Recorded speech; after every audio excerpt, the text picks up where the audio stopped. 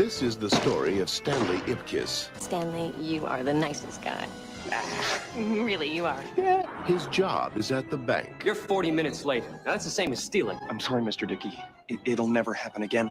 He loves his dog. Come on, bro. Give him to me. Drop it. He's polite to his landlord. Ipkiss, do you have any idea what time it is? You know, Mrs. Penman. What? Nothing. And the most exciting thing in his life are his pajamas. But now... Hey, you! What are you doing down there? I'm just looking for my mask! all that is about to change. Because Stanley Ipkiss is not the man he used to be. Smoking! The Mask. Ooh! Somebody stop me!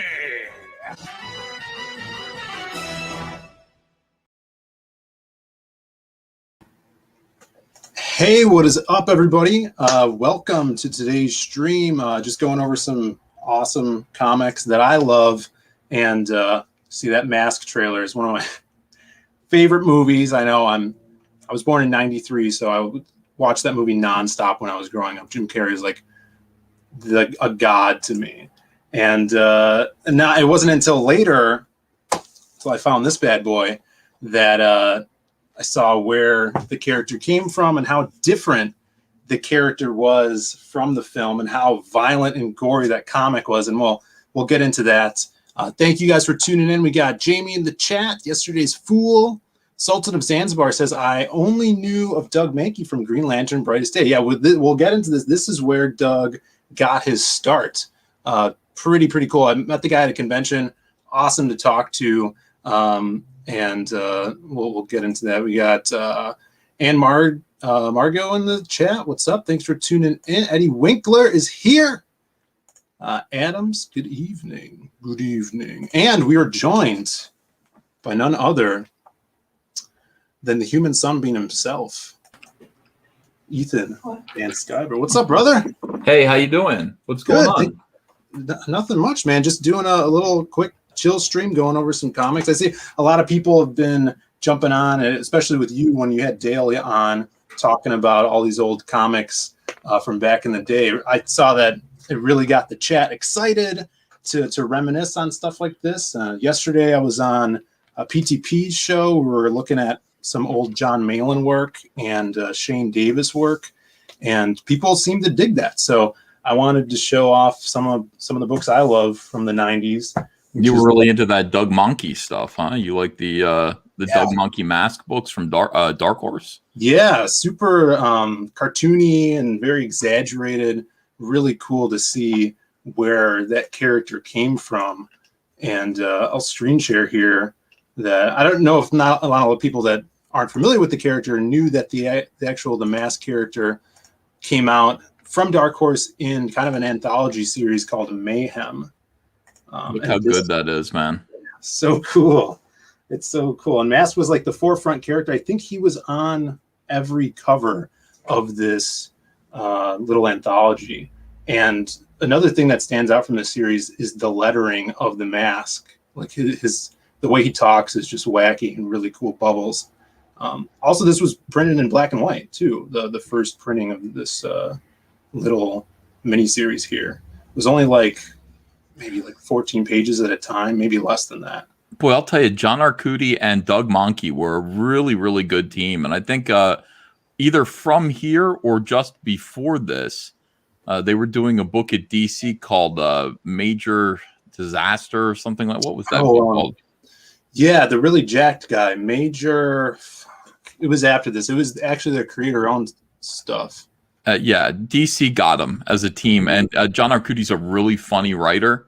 Doug Mahnke's an incredibly detailed and expressive artist. He joined us on Green Lantern. You know, me and Jeff Johns and Ivan Rice, Pat Gleason. Doug Mahnke came on board and just was kicking ass. And that dude's big too. If you've ever seen Doug Mahnke, that dude is jacked. Yeah, that dude is jacked as fuck. That dude, he's one of these guys. We have a few of these guys in the comic book industry that actually spend most of their time lifting weights and still produce incredibly detailed artwork. We got one of them in Comicsgate, don't we? Graham Nolan. Graham Nolan, yeah. I realized that a lot of those guys that do spend the time lifting weights, they draw the veiniest, muscly guys. Like here's, like you're saying, Major Bummer was there. Major Bummer, that's what it was. Yeah, he was like a burnout kind of guy. Yeah. This is Doug and him. And I actually, right before the pandemic, I was at C2E2 and I met Doug, and we were talking about The Mask, and I showed him some of my Lost Pages stuff, because my character Crimstone is kind of has the mentality of The Mask, very wacky, kind of cartoony, big mask-inspired square teeth. And I was showing him that, and he's like, dude, I haven't drawn The Mask in so long, and I had him do a head sketch, which I'll pull up here. I'll show it off. It's really cool. And he's like, thanks for commissioning this, because it was really cool to do. And he just killed it. Like, yeah, it's so fun. That's Doug Mahnke? Oh, yeah. Nice. Yeah, this is from like a year and a half ago. Yeah, that is. Look at his smile. It's really pretty. Yeah. Yeah, he killed it on that. And right when I met him, Dark Horse rebooted the series for this miniseries that was totally blasphemous to the original stuff. It was called The Mask. What was it? It was basically The Mask was running for president, and he was an allegory for Trump, and he hypnotized the whole country.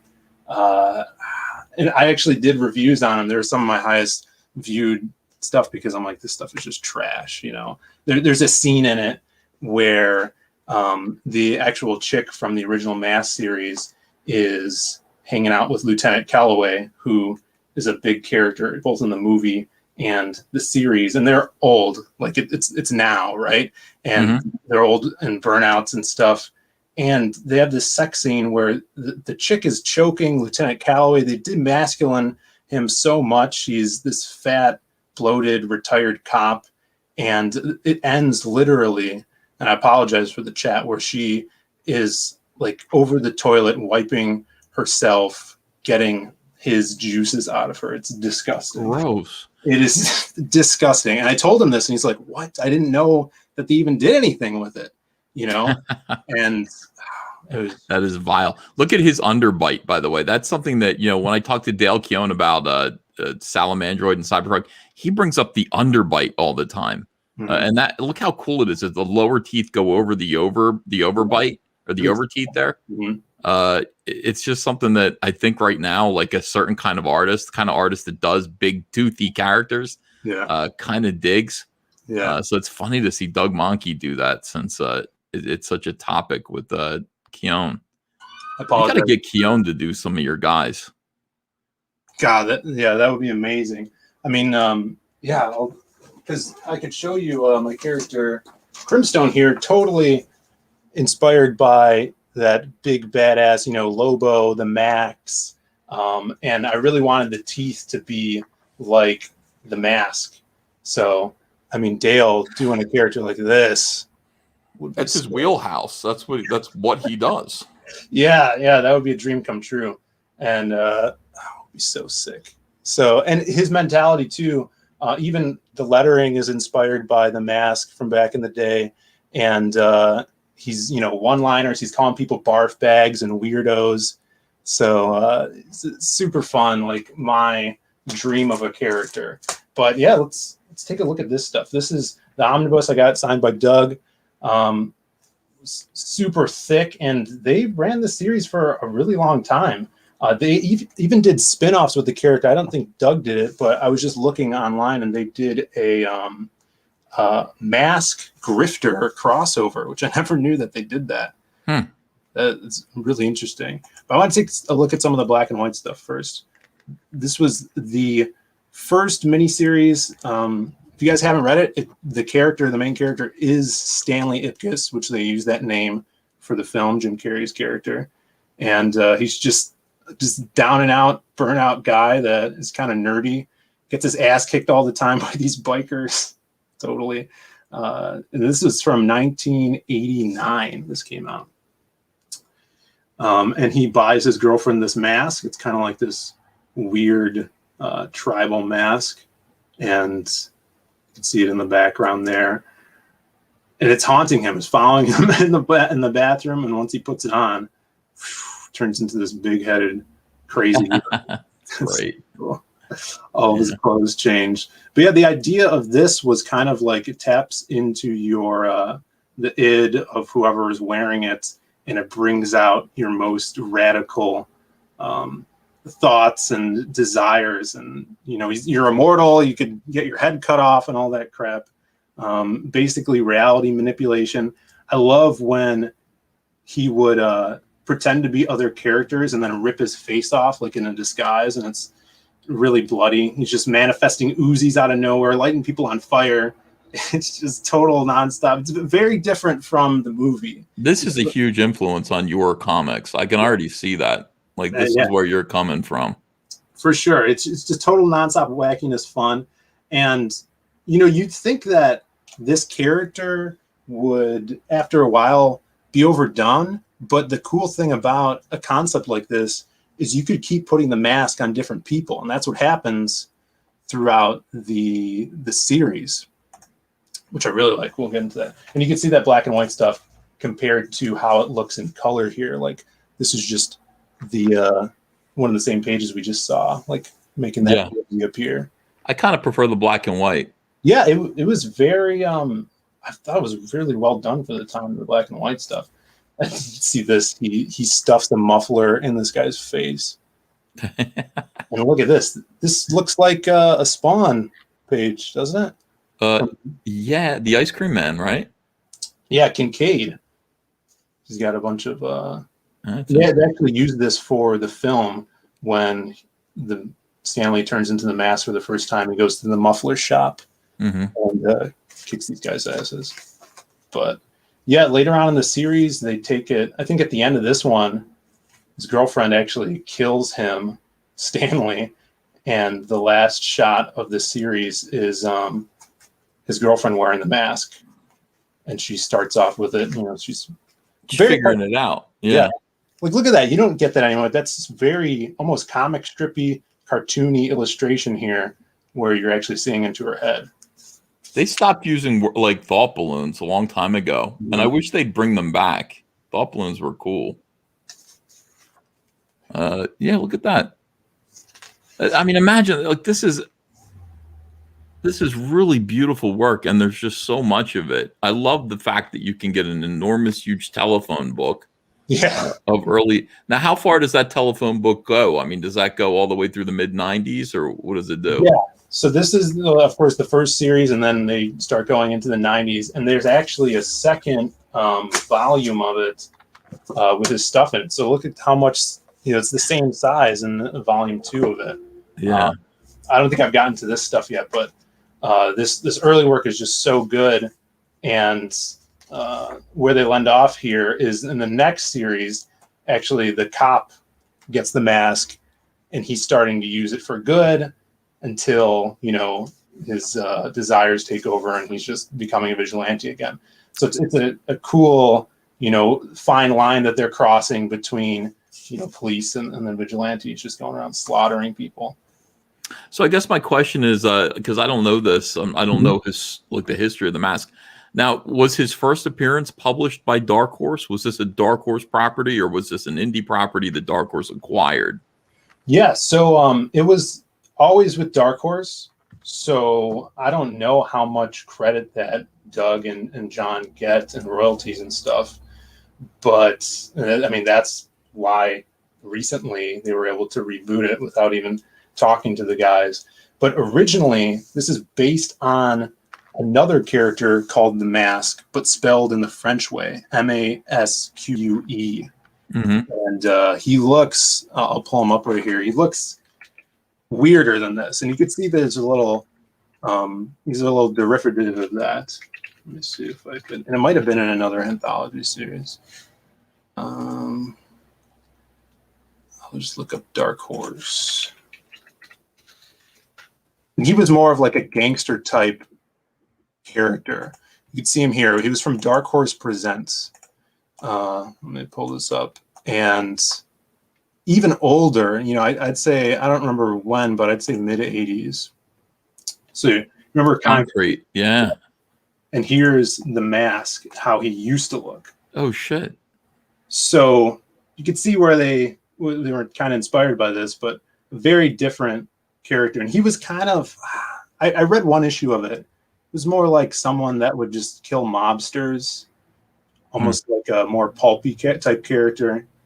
But John Arcudi and Doug took that and made it into this super well-selling, very popular character. That makes me want to draw more comics. Yeah.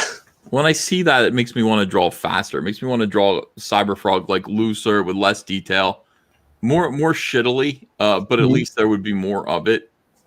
You know. Yeah, and I think when you are dealing with artists like this, and you look at the work from their early career, you could see how fun they were having and how loose they were with stuff, and it creates crazy stuff like this. This fucking huge teeth. Yeah. And this guy actually made it into the film. Where he runs into these gang members and he's like a carnival barker, and he's making different balloon animals, and he pulls one out of his pocket and it's just a used condom and throws it at him. He's like, oh, wrong pocket. And then makes it into this Tommy gun. And he doesn't kill him, but they run away because he shoots the Tommy gun in the movie. But this is like old outlaw, almost Faust type gore there. It's pretty cool. Nice. Kill those bitches. Oh, and here's when he's ripping his face off. Oh boy, horrific. So look at that. That is straight out of an EC comic. Yeah. Isn't that? Look at that face of the girl down there. Wasn't there a needle going into her eye in an old EC comic? Oh yeah, Seduction of the Innocent. I think that's like actually a swipe there. That's interesting. I have to look that up. Yeah, they're doing some. I guess this is in the back of an ambulance. So he's pretending to be a paramedic. But yeah, and as it goes on, kind of the art style changes and stuff. But it gets awful. Look at that. No. Yeah. It's back again. There you go. That's famous right there. Yeah. I mean, this was, the mask was primed just for the right time. I mean, this character came out when comics were huge and selling over the top. Look at that. They made a lot of money off of that. Dark Horse was able to get that movie. Mm-hmm. Dark Horse was licensing characters mostly. They were licensing Aliens and Star Wars. They were licensing Predator. That's who they were. They were just like licensing other people's IPs. But then they started to get their own stuff like this. Yeah, I think they really were quenching the thirst of readers that wanted just weird and out there stuff. And it was basically like old school indie stuff. This was before they were kind of in the top, I guess 10, top 5 of comic companies and stuff. And look at this guy. So this is fantastic artwork right there. Yeah, so they're like, well, what can we do? Who do we put the mask up against? Because the mask can't die. He could do whatever he wants.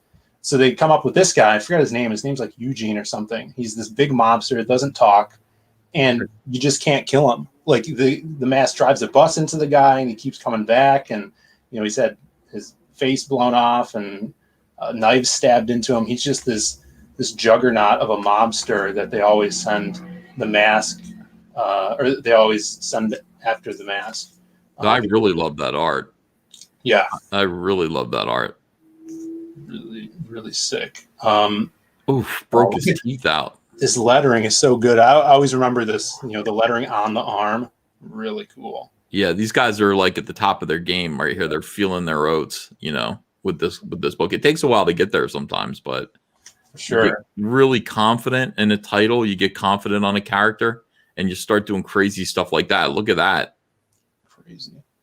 Yeah, this was when Edward Scissorhands kind of for sure, kind of giving me like Iron Maiden vibes too, with Eddie, and I guess just a group of degenerate kids gets a hold of the mask and they start passing it between each other. They're like rock stars and stuff. They want to be in a band and just causing mayhem. And you think of this concept, it's not a superhero book, right?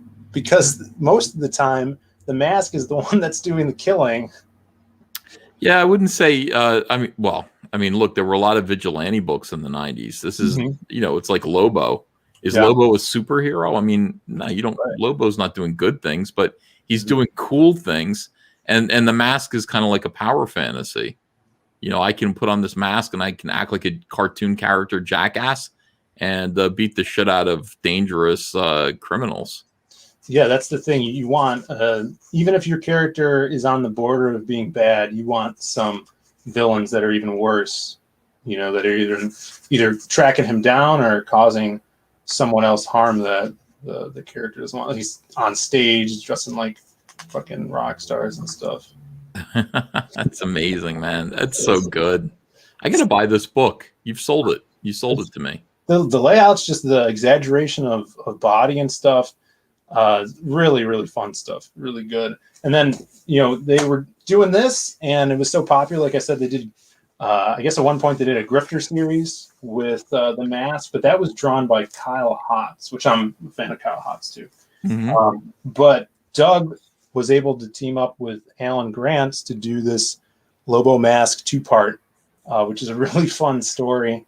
And like you were saying, totally a character that's like Lobo. This was later on in the 90s, I'm pretty sure.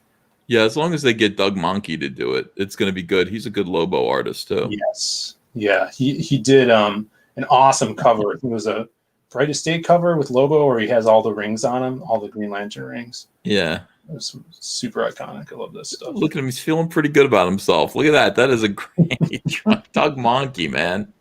Yeah, salute. Super cool. He was recently on Graham Nolan's show not a couple months ago talking about what he's doing. So, yeah, really cool guy. And, yeah, he does those powerlifting. Like, if you follow him on Instagram, he's, like, lifting 400 pounds over his head. Just oh, shit. I'm going to get like that. You'll see. Damn. So, oh, look at that. This was, I remember they did a promo poster of this piece. So cool. Skinny ass mask. It's Looney Tunes, man. And you look at stuff like this, it's like, man, this was published by Dark Horse and DC. Like, they would never do ultra-violent stuff like this anymore. It's like they don't really know what to do with Lobo, and now they're pairing him with his daughter. Yeah, Lobo is now just a book about a dad, father of a kick-ass, awesome lesbian. That's basically all it is now. God damn. All pop culture is about lesbians being awesome, not the good kind of lesbian. Look, isn't this Jawbreakers? Yeah, it is. Oh, it's super fun. And and then I think in this one, Lobo actually gets the mask. Just having a blast there. Yeah. Yeah, it really shows you, like, you just have fun, and comics don't have to be super serious, you know? No, of course not. I mean, yeah, look, like that just looks like a really good time. You know, that's the way things should be. Amazing. Yeah, it just makes me smile. All right, those back muscles. Yeah. So, I mean, yeah, and then Doug went on to do a bunch of stuff at DC, like you said. I'm pretty sure he's still doing covers at DC. I don't know. I know he had a Joker story that was pretty popular a few years ago, and he did this, which we were looking at yesterday, because Shane has some early work in this book. But most of this is Doug Mahnke, and there's a shot in here that is of a Mazo, and he's freaking jacked out of his mind. Oh, look at that. So yeah, cool. I remember that. Yeah, I remember that shot. It's really cool. I must have had that issue. Yeah. And we took a look at the issue that Shane did in this piece last night, or in this trade last night. Said it was a fill-in issue, but some pretty cool stuff in there, like early stuff he was doing with Black Mask. And I love when Shane gets on and talks about it. I do too, man. Shane talking about comics is great. Him talking about his own work. He's a really thoughtful artist. He hates it, though. He hates talking. He hates reminiscing. Yeah, I'm not crazy about it either. I did all the reminiscing videos about my DC career that I want to do. It's like, yeah, it's uncomfortable now. You know, it's like, let's move on. It's like a whole other, I don't know, it's a whole other universe. Look at that. It's pretty cool. All right, I got to get back to drawing. Now you've got me totally inspired. Thank you, Phil. Thanks, chat. I'm gonna run. You guys have a great night. Thanks for jumping in, man. Appreciate it. I'm gonna get back to the chat, see what they're saying. Let's see what you guys are saying. It's too busy showing off some cool art. I'm gonna scroll up and go down through these chats. We got Dan in here. Dan Plaga, what's up? Everybody sign up for Goblin Girl. Thanks for tuning in. Comics Mate. Has Phil shown off his original piece yet? I don't know if you saw it yet, Dean, but yeah, here it is. I showed it off earlier. Really cool. I had I took a picture with Doug when we were at the convention. It's in the thumbnail of this video. But thank you guys for tuning in. If it's your first time in here, hit that like and subscribe. Ring the bell for notifications. Norrin Rad's in here. Wilson Art. Cyberfrog Teeth. Yeah.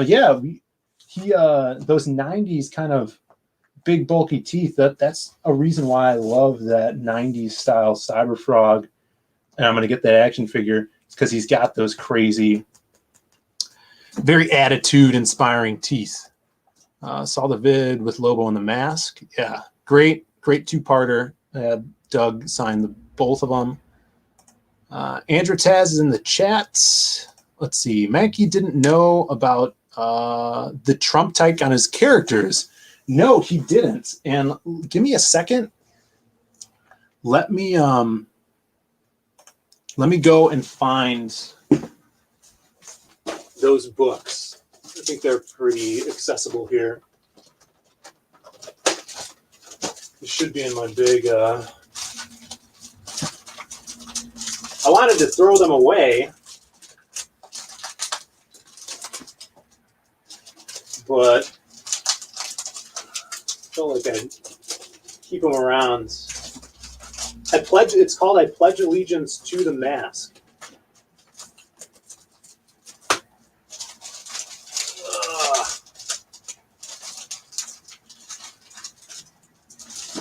I don't know what they are.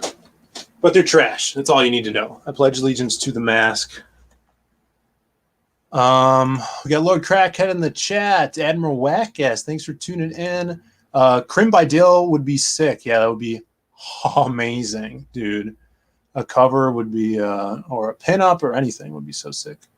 I watched Batman Forever last night. It was great, dude. Yeah, it's a fun movie. Jim Carrey in there playing another wacky Riddler. Eddie Winkler's here.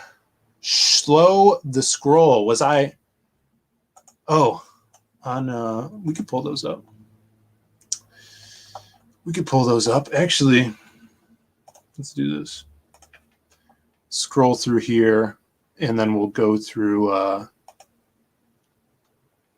We'll go through chat.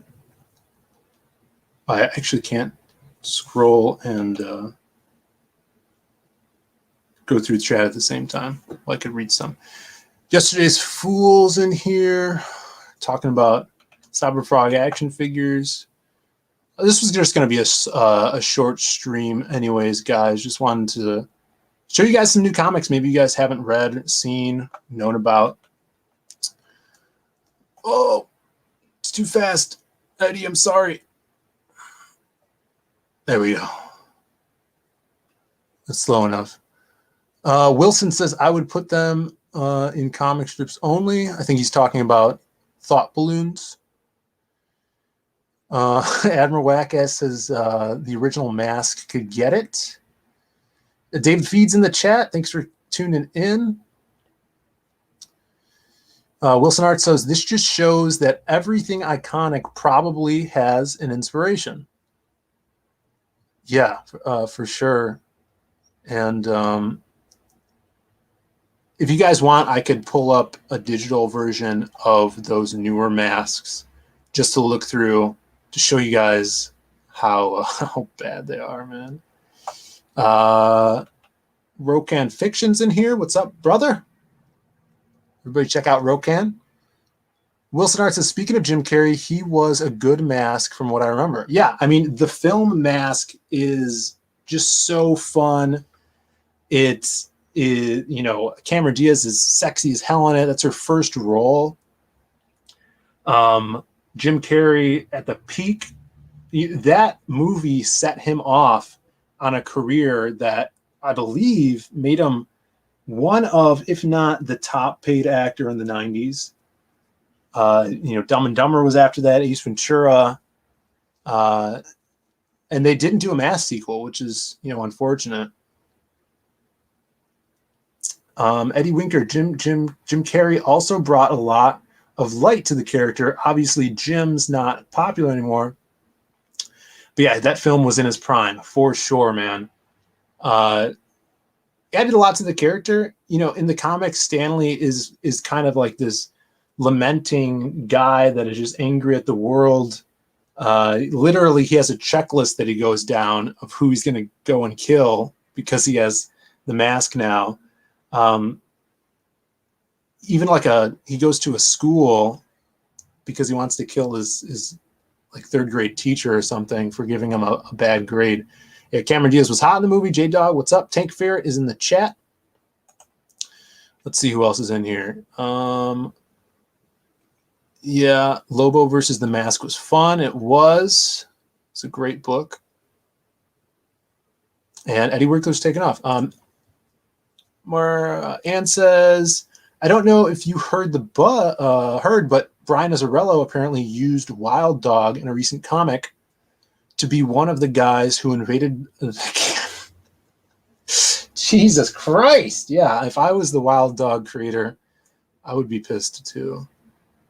Yeah, Pledge Allegiance story sounds ass. Yeah, I'll look it up really quick and then I'll probably hop off here. Let's see. And if you guys are interested, I do go over this first series of The Mask. I go over it in a review on my channel here. It's from like 2 years ago now, but it's the original Mayhem series. It's this series, black and white. We go through it. The video is probably not that good, but it's got some good views on it, so you guys could judge for yourself. But yeah, each video goes over each issue. And let's just look at these covers, because just the covers alone for the Mayhem series are pretty cool. Look at this one. Oh, this one doesn't have the mask on it. But look at that. Some cool art here.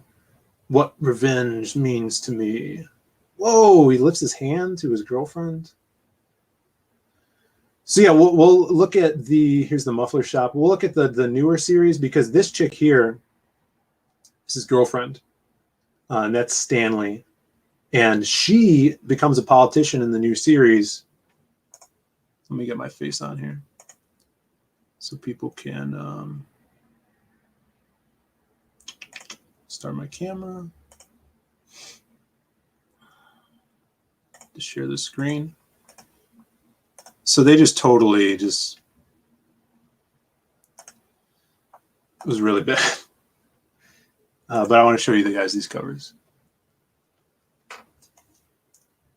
It's another cool cover. And then some Mask. Mask is always the first series. But then I think the last one. This is a 4-part series. Yeah, look at that. Funny ass Mask. But this one's crazy. He's just slaughtering a bunch of cops in the town square, driving through grocery stores, and awesome panel here. He axes right through the police car. Fire, flamethrowers, and this is the last panel. She took the mask and kills Stanley.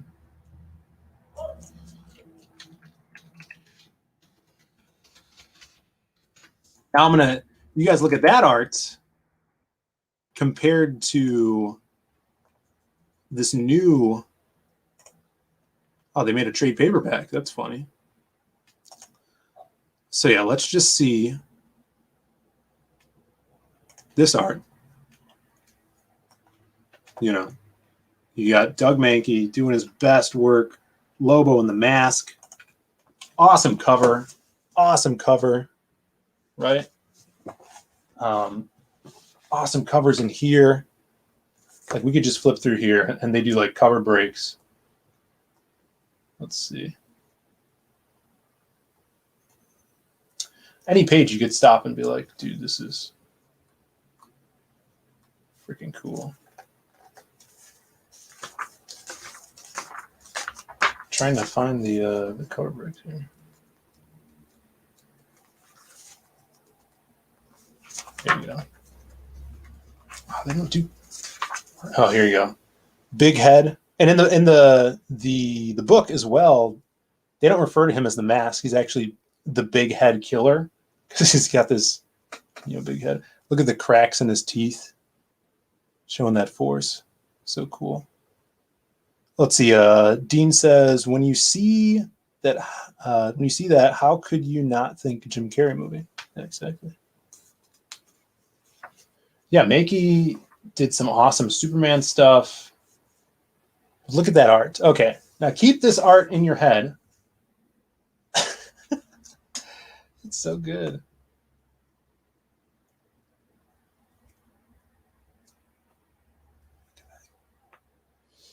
So keep this in your head, and we'll look at what Dark Horse is putting out now, okay? Let's see here.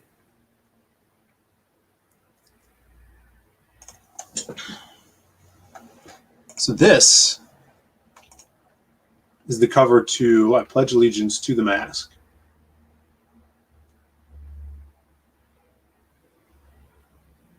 Totally different art style.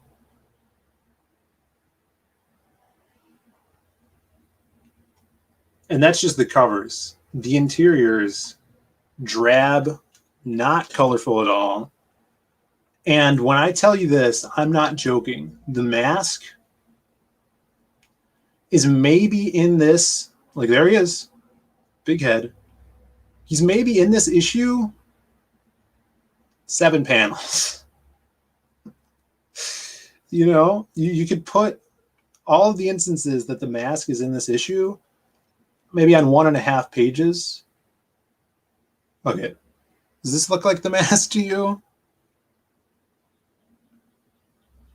Like shooting some guy, but there's not even mask gore. It's not ultra-violent at all. It's not slapstick. It's not Looney Tunes. It's this serious story. There's the Mask. That doesn't count as the character. It's this serious story about politics. Here's Lieutenant Kellaway, who is a hard ass in the original Mask series. He's top detective. He's the guy that's on the case for tracking down the big head killer. He gets the Mask in the second series and starts killing all these mafia guys. He's a badass cop, but now he's this comb-over wearing fat cop. And that's how, that's through the whole series. Look at this. No mask, no mask. There's a mask. It's just a huge disappointment, and yeah, sad that Dark Horse is doing that to probably one of their higher grossing IPs, especially from the 90s. Let's see. Photos, traced from photos. Hyper realistic, requires more black spots than necessary. Likely consistency to obscure the shadow. Yeah, the mainstream is sucking the fun out of everything. You're totally right. Yeah, more realistic, which is the total opposite of what this IP is, right? You look at companies, even companies that make video games, the guys that make Mortal Kombat, right? They're like, oh, we're not putting our female characters in bikinis anymore, or things that show their midriff, because that's not realistic. When you're going to go into battle, you're not going to wear short shorts and a sports bra. Two things on that. Two things. When I watch UFC and I see women fight, they're wearing shorts and a sports bra. Also, I don't buy Mortal Kombat because I want realism. I want to see someone, sucking another person's soul out of their body. That's not very real. And this is the same thing with The Mask. This reminds me of the Saw or Seven.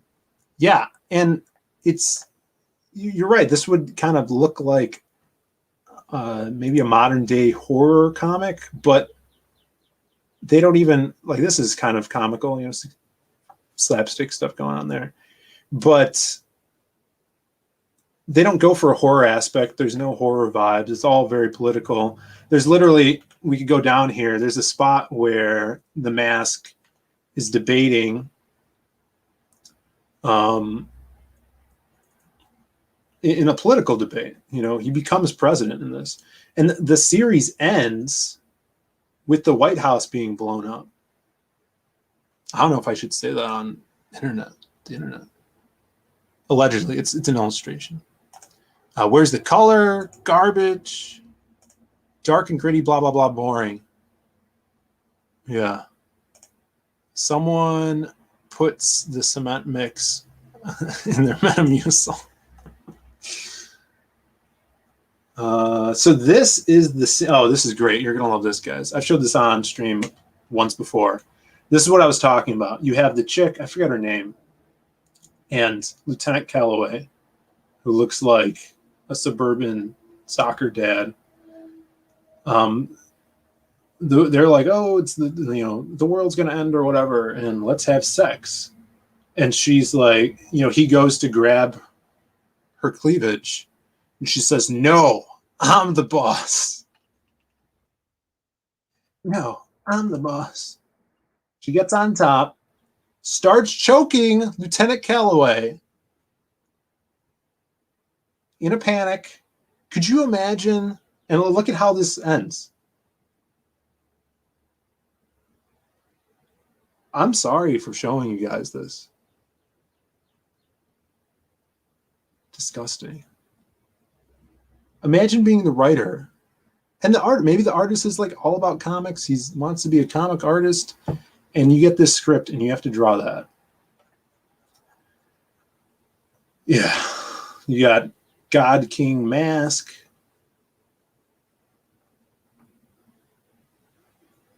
It's just, I'm sorry, guys.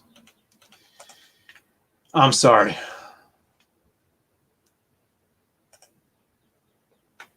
I apologize for making you guys see that. But check out The Mask. Go on eBay, pick up some of the back issues. Some like these are trades. They're a 2-part comic trades. You'll laugh, you'll cry, you'll kiss $6 goodbye. That's awesome. Look at that money. Just a lot of passion and thought put into these books. Is Doug and John's some of their earlier stuff, and thought I'd share it with you guys because it's inspired a lot of the stuff that I do, and not to take the stuff we're doing super seriously. Have fun with it. Make sure your reader's having fun, and as much fun as you're having while creating it. And that's what I try to do with my books. Magic Cop. Super out there, wacky, fun book. If you guys haven't yet, back the sequel, Magic Cop 2, which is live on Indiegogo. Right now, it is in demand. Check that out. We have the reprint. If you guys did not back the first one, here's the reprint with the Kelsey Shannon cover. This is the proof copy. It's 92 pages. It's what we call a thick boy. It's a thick boy comic. 92 pages, beautiful passion for drawing back cover. We got Kelsey Shannon front cover, and the sequel is right on the campaign with it. It's going to have a beautiful Pablo Romero cover. Going to be 92 pages as well, full story. And if you guys love superheroes, if you love just a hell of a lot of comic book fun, then you need to pick up the Lost Pages. Ships out the next day. I just came back from the post office shipping out another Lost Pages book. Simon Bisley cover. Doug Mahnke's a big Simon Bisley fan. And he loves Lobo too, just like me. So this character, Crimstone, inspired by Lobo, inspired by, I don't know, I got some sugary substance on the cover. That's not good. Crimstone's inspired by Lobo, the Mask, and just a whole lot of fun. He's an imaginary character that lives in this girl's mind, and as she grows up, he comes back after fighting the demons in her head, becomes a badass, teams up with her, giving her basically super strength and the power to kick some ass. Look at that. Look at that. Those mask teeth. That's what I'm talking about, guys. Look at that. And we're going to have a lot more of that character in the sequel. You guys need to sign up for that if you haven't yet. Rob is in here, says, I heard EVS was here, but it's just Phil. Yeah, rewind the tape. He was here. He was here, I promise. Kelsey really nailed that cover. Yeah, he did. Look at that. Kick ass. Looks good. I'm ready for that. I'm ready for it. The cover looks nice. Seed Comics is adult content only. That's what. I don't know about that, but our videos maybe. Not for children. That's what we click on our videos. Yesterday's people today who make fantasy want realism in fiction and fiction in reality. I like that. That's really good. Yeah, but you'll see fiction in our comic books. This is fun escapism, good stuff, and I can't wait to show you guys more.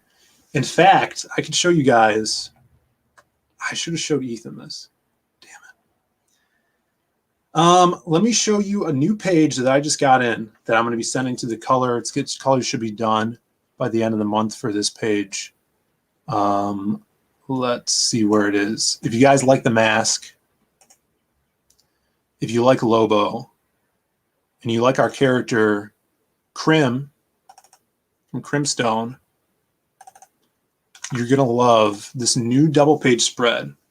Also, if you guys dig Viking Wolf, the artist who's doing the splashes in that book, Matt Dalton, is an amazing artist. He actually did this interior cover for Crimstone, and I just fell in love with his art.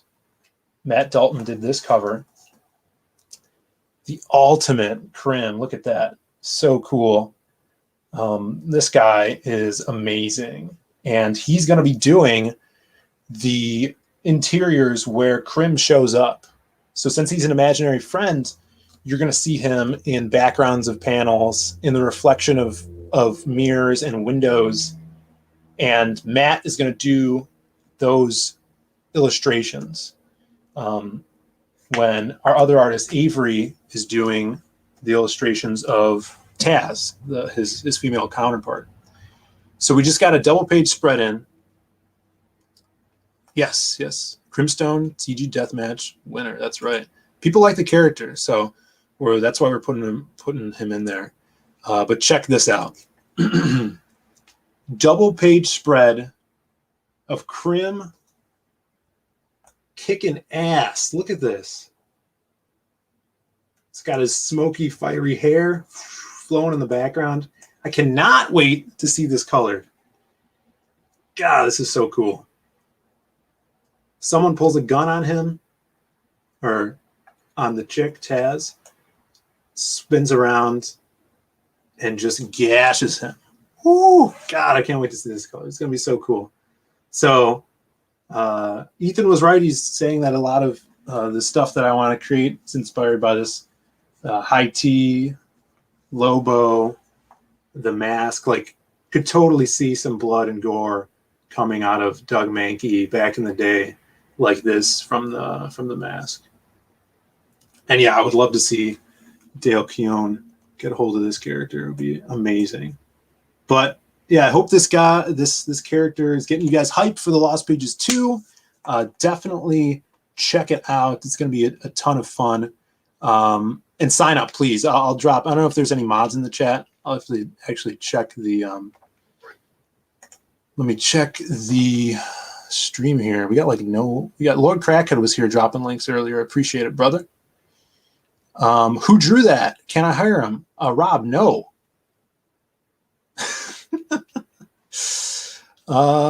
We got Scotsman in here too. People are loving it. I ended up rereading all of Pitt. This is Andrew Tez. After that Dale interview on Ethan's channel. Yeah, I actually got this bad boy recently in the mail, the Pitt ash can, which is basically just the first issue, but an ash can sized. I wanted to see how the paper felt because with this next Lost Pages, campaign, I'm going to do an ash can. My brother and I are going to do an ash can like this. I think this is very nostalgic. People like this style of ash can with the red cardstock paper, black and white interiors. So we're going to do a ash can for our character, the People, which is kind of perfect timing because, you know, Marvel is just trashing on Captain America, and our character, the People, is a patriotic vigilante. It's kind of a mixture between Daredevil, Casey Jones, and Captain America. And I'm really digging it. You know, he's kind of like our vigilante detective. He is a courtroom sketch artist by day, as you can see here. And when those criminals get kind of bought out of either bail or they bribe the jury to let them go loose, the People goes and inflicts his own justice, as you can see here. The People. Pretty kick-ass fight scene. And so, yeah, we're going to do a ash can, ongoing ash can series. Will probably be 3 or 4 parts. And with each campaign, we're going to release a new ash can continuing that series. And I think it'll be perfect because we could do the red cover, you know, and then subsequently red, white, and blue covers. I have it all plotted out right now. It's going to be sick. EJ Morges is going to do the layouts and cover, and Avery is going to do the art, who did the previous People story. But I really like the feel of these old ones. Let's see. Yeah, Rob's poaching talent. He's certainly trying. We the People feels like a tragic character. Yeah, there's some backstory there. Some backstory. Can we get the People to do a tour through New York City and Chicago? Maybe, yeah. He's definitely based in Chicago. His speech at the end of the story felt really sad. Well, he's trying to make a point, you know. He is the People. And this is the last spoilers, guys. He has a cool tattoo of the preamble of the Constitution on his back. Yeah. It was just so fun. Such a fun character. What a great story. And it did feel sad. I'll try to make him a little more jovial, guys. I'm trying to nail home that he's, you know, a patriot. Whenever I try to hire an artist, I found out Phil got there first. I'm always getting sloppy seconds. The People seems isolated, ironically. Yeah, I mean, he's kind of like, you know, he's got the mentality of Batman, where he's the detective. He doesn't have any powers. He's just a guy. You know, Daredevil. He's got some gadgets going on. But he stands for America. That tattoo made me laugh. Super fun. Yeah, that's kind of how the character came to be. I wanted, I told this before, but I just saw an image of the Constitution and it was rolled up. It was the preamble and it said, "We the People" on it. And it was this paper, this like, you know, tan paper. I thought it was a baseball bat. And I'm like, oh, how cool would it be if there's a guy with a baseball bat, had "We the People" marked across the bat, which he does. And then from there, I'm like, oh, it'd be a cool cover would be him holding the bat behind him And then the rest of the preamble was tattooed on his back. That's pretty badass. Very comic booky. So that's how the people came about. But yeah, speaking of the people, I don't have any of the art with me now, but I'll pull some up. The people, we're doing a contest with the character right now for everybody that signs up for the mailing list, which I still have to drop the link in the chat, which is right here. I'll do so now. For any of you that sign up for the mailing list, we're doing a fun free art giveaway. If you guys love art and you love CG artists, then you're going to love this giveaway because, as you can see here, we have some great pieces to give away. All you have to do is sign up to the mailing list, and we're going to do a drawing when we launch after we launch the campaign. Those of you who are on the mailing list, you're going to have a chance to win. I think it's like 8 or 9 pieces. We have this beautiful piece by Shelby Robertson, who was supposed to stream with me today, but he didn't. He didn't get back to me. Yeah, I'm checking my messages right now. He did not get back to me. I think he's out hanging out with real friends or something like that. So sign up here. You'll have a chance to win this people sketch with Copic markers. You could go and check out Shelby's stream. He streams at American Discord as his channel. And he did this all on stream. So there's the link right there. You guys can sign up if you haven't. Let's go through some other ones of these, and then we'll get out of here because I got to go swimming. Oh, shit. It's already 5. Avery Butterworth, the original artist for the people.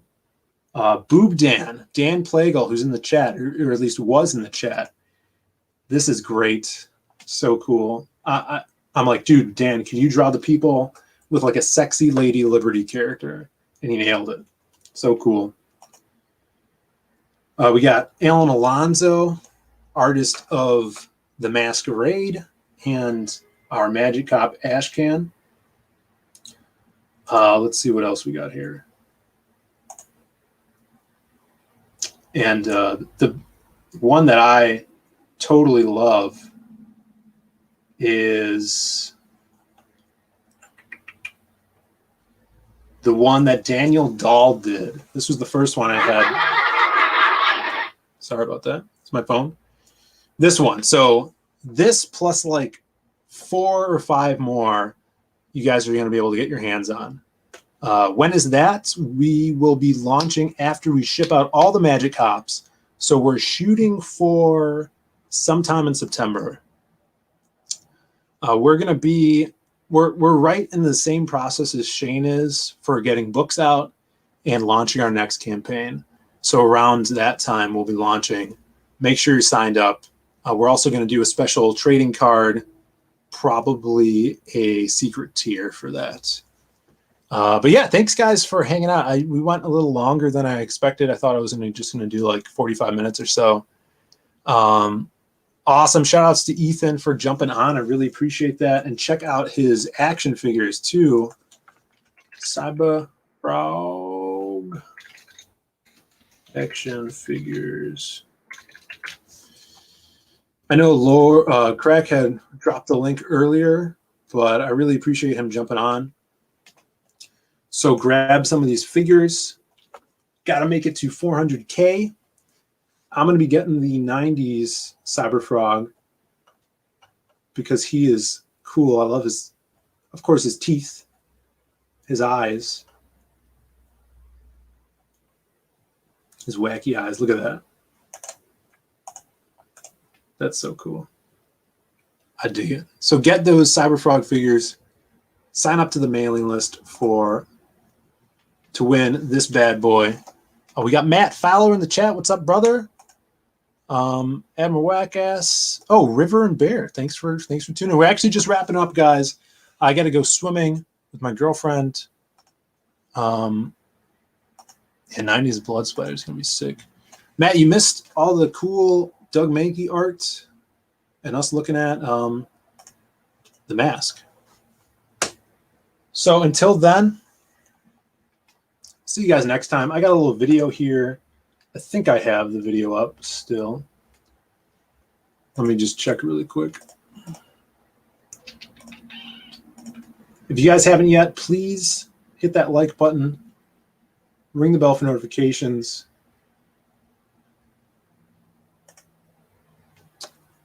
I don't know where that thing went. Oh, I can just look it up right here.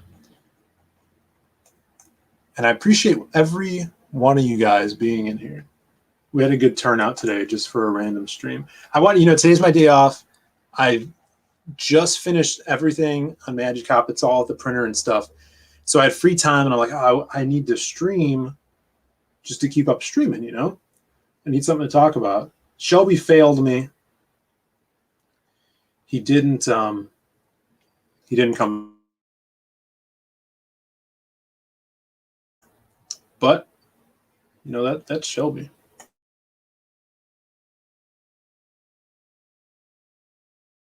You got to let him know that I'm really disappointed in him. But until next time, everybody, have a great rest of your day.